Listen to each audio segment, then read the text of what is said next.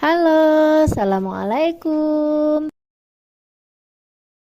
Kembali lagi di channel Ummu Abdurrahman. Bismillah. Kali ini kita mau mewarnai gambar binatang ayam. Nah, sekaligus juga kita sambil bercerita tentang tuntunan penyembelihan hewan. Masya Allah. Yuk kita mulai saja membahas tuntunan penyembelihan hewan. Insya Allah akan dibahas mengenai syarat penyembelihan. Nah, syarat penyembelihan ini terbagi menjadi 3. Yang pertama, syarat yang berkaitan dengan hewan yang akan disembelih. Yang kedua, syarat yang berkaitan dengan orang yang akan menyembelih. Dan yang ketiga, syarat yang berkaitan dengan alat untuk menyembelih. Setelah itu kami akan mengutarakan pula adab ketika penyembelihan hewan. Nah, kita bahas ya yang pertama tadi. Syarat hewan yang akan disembelih yaitu hewan tersebut masih dalam keadaan hidup ketika penyembelihan, bukan dalam keadaan bangkai atau sudah mati. Allah Ta'ala berfirman, sesungguhnya Allah hanya mengharamkan bagimu bangkai. Quran Surat Al-Baqarah ayat 173. Yang kedua, syarat orang akan menyembelih berakal bagi laki-laki maupun perempuan, sudah balik atau belum balik, asalkan sudah tamyiz. Sehingga dari sini tidak sah penyembelihan yang dilakukan oleh orang gila dan anak kecil yang belum tamyiz. Begitu pula orang yang mabuk, sembelihannya juga tidak sah. Yang menyembelih adalah orang muslim atau ahli kitab atau Yahudi atau Nasrani. Oleh karena itu, tidak halal hasil sembelihan dari seorang penyembah berhala dan orang Majusi, sebagaimana hal ini telah disepakati oleh para ulama. Karena selain muslim dan ahli kitab tidak murni mengucapkan nama Allah ketika menyembelih, sedangkan ahli kitab masih dihalalkan sembelihan mereka karena Allah Ta'ala. Allah Ta'ala berfirman, makanan atau sembelihan ahlu kitab itu halal bagimu, dan makanan kamu halal pula bagi mereka. Quran Surat Al-Maidah.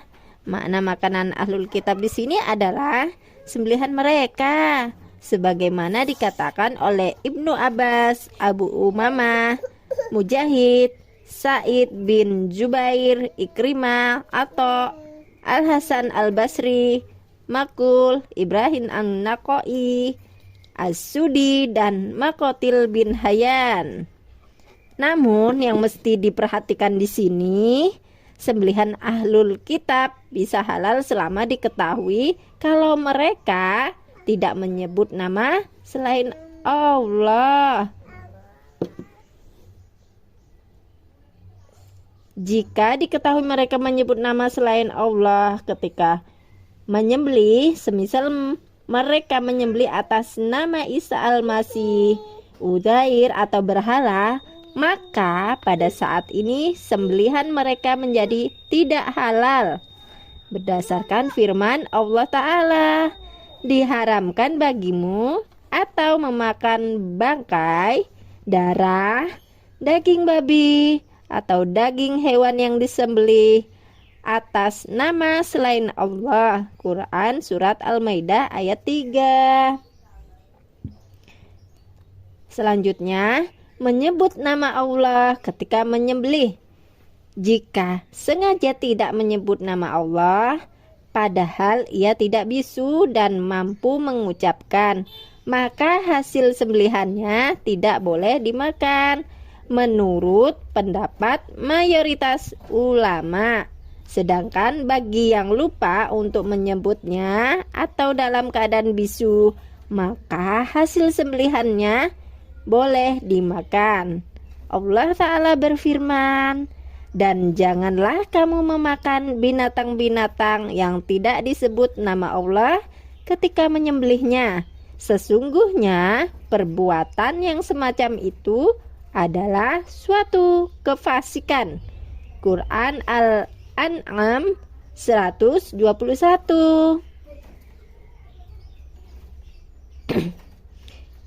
Begitu juga hal yang didasarkan hadis Rafi'i bin Khadij.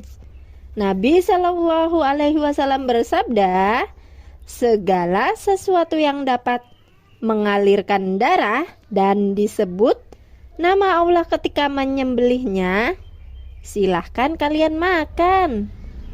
Inilah yang dipersyaratkan oleh mayoritas ulama, yaitu dalam penyembelihan hewan harus ada penyebutan nama Allah atau basmalah. Sedangkan Imam Asy-Syafi'i dan salah satu pendapat dari Imam Ahmad menyatakan bahwa hukum tasmiyah adalah sunnah atau dianjurkan.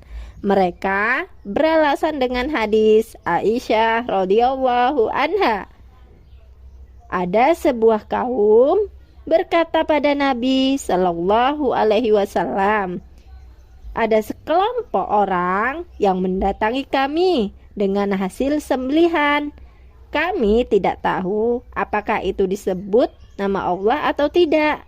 Nabi Shallallahu Alaihi Wasallam mengatakan, kalian hendaklah menyebut nama Allah dan makanlah daging tersebut. Aisyah berkata bahwa mereka sebenarnya baru saja masuk Islam. Namun, pendapat mayoritas ulama yang mensyaratkan wajib basmalah itulah yang lebih kuat dan lebih berhati-hati. Sedangkan dalil yang disebutkan oleh Imam Asy-Syafi'i adalah untuk sembelihan yang masih diragukan disebut nama Allah atau tidak. Maka untuk sembelihan semacam ini, sebelum dimakan hendaklah disebut nama Allah terlebih dahulu. Selanjutnya, tidak disembelih atas nama selain Allah. Maksudnya di sini adalah mengagungkan selain Allah baik dengan mengeraskan suara atau tidak.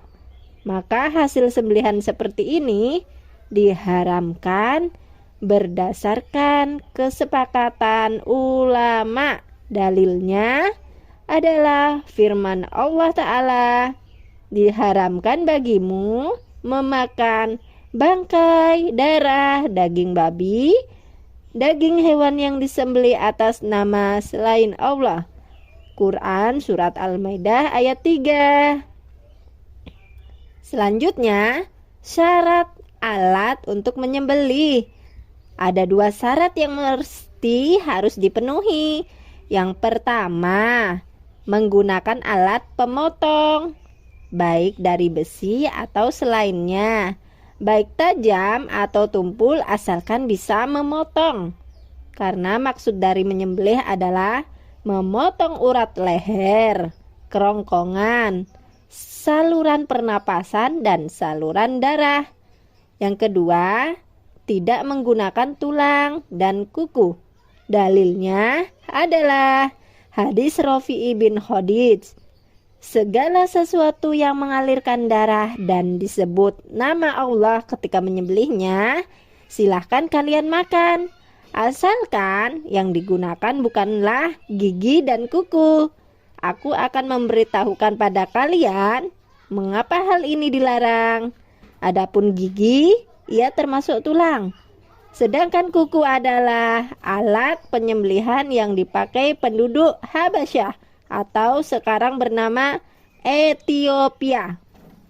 Selanjutnya, adab dalam penyembelihan hewan. Yang pertama, berbuat ihsan atau berbuat baik terhadap hewan. Dari Syaddad bin Aus, Rasulullah Shallallahu Alaihi Wasallam bersabda, sesungguhnya Allah Ta'ala memerintahkan agar berbuat baik terhadap segala sesuatu. Jika kalian hendak membunuh, maka bunuhlah dengan cara yang baik. Jika kalian hendak menyembelih, maka sembelihlah dengan cara yang baik. Hendaklah kalian menajamkan pisaunya dan senangkanlah hewan yang akan disembelih. Di antara bentuk berbuat ihsan adalah tidak menampakkan pisau atau menajamkan pisau di hadapan hewan yang akan disembelih. Dari Ibnu Abbas radhiyallahu anhuma, ia berkata, Rasulullah Shallallahu Alaihi Wasallam mengamati seseorang yang meletakkan kakinya di atas pipi kambing dalam keadaan ia mengasah pisaunya. Sedangkan kambing itu memandang kepadanya. Lantas Nabi berkata, apakah sebelum ini kamu hendak mematikannya dengan beberapa kali kematian? Hendaklah pisaumu sudah diasah sebelum engkau membaringkannya. Selanjutnya, membaringkan hewan di sisi sebelah kiri. Memegang pisau dengan tangan kanan dan menahan kepala hewan ketika menyembelih. Membaringkan hewan termasuk perlakuan terbaik pada hewan dan disepakati oleh para ulama. Hal ini berdasarkan hadis Aisyah radhiyallahu anha. Rasulullah Shallallahu Alaihi Wasallam bersabda, meminta diambil seekor kambing kibas. Beliau berjalan dan berdiri serta melepas pandangannya di tengah orang banyak. Kemudian beliau dibawakan seekor kambing kibasi untuk beliau buat kurban. Beliau berkata kepada Aisyah, wahai Aisyah, bawakan kepadaku pisau. Beliau melanjutkan, asahlah pisau itu dengan batu. Aisyah pun mengasahnya. Lalu beliau membaringkan kambing itu, kemudian beliau bersiap menyembelihnya. Lalu mengucapkan, Bismillah, ya Allah, terimalah kurban ini dari Muhammad, keluarga Muhammad, dan umat Muhammad. Kemudian beliau menyembelihnya. An-Nawawi rahimahullah mengatakan hadis ini menunjukkan dianjurkannya membaringkan kambing ketika akan disembelih dan tidak boleh disembelih dalam keadaan kambing berdiri atau berlutut, tetapi yang tepat adalah dalam keadaan berbaring. Cara seperti ini adalah perlakuan terbaik bagi kambing tersebut. Hadis-hadis yang ada pun menuntunkan demikian.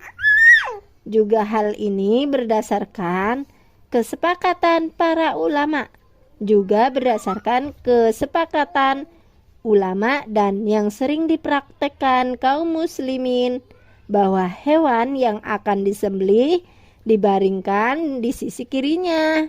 Cara ini lebih mudah bagi orang yang akan menyembelih dalam mengambil pisau dengan tangan kanan dan menahan kepala hewan dengan tangan kiri. Selanjutnya, meletakkan kaki di sisi leher hewan. Anas berkata, Nabi Shallallahu Alaihi Wasallam bersabda, berkurban dengan 2 ekor kambing kibasi putih. Aku melihat beliau menginjak kakinya di pangkal leher dua kambing itu. Lalu beliau membaca basmalah dan takbir. Kemudian beliau menyembelih keduanya. Ibnu Hajar memberi keterangan, dianjurkan meletakkan kaki di sisi kanan hewan kurban. Para ulama telah sepakat bahwa membaringkan hewan tadi adalah pada sisi kirinya.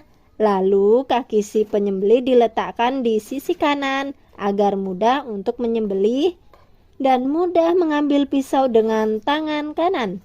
Begitu pula seperti ini akan semakin mudah memegang kepala hewan tadi dengan tangan kiri.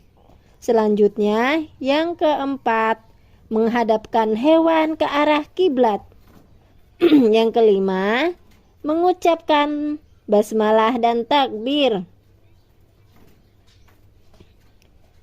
Ketika akan menyembelih disyariatkan membaca Bismillahi wallahu akbar, sebagaimana dalam hadis Anas bin Malik di atas. Untuk bacaan Bismillah tidak perlu ditambahi Ar-Rahman dan Ar-Rahim. Hukumnya wajib sebagaimana telah dijelaskan di muka. Adapun bacaan takbir Allahu Akbar, para ulama sepakat kalau hukum membaca takbir ketika menyembelih ini adalah sunnah dan bukan wajib. Kemudian diikuti bacaan hadza minka walaka. Lanjut, hadza minka walaka anni.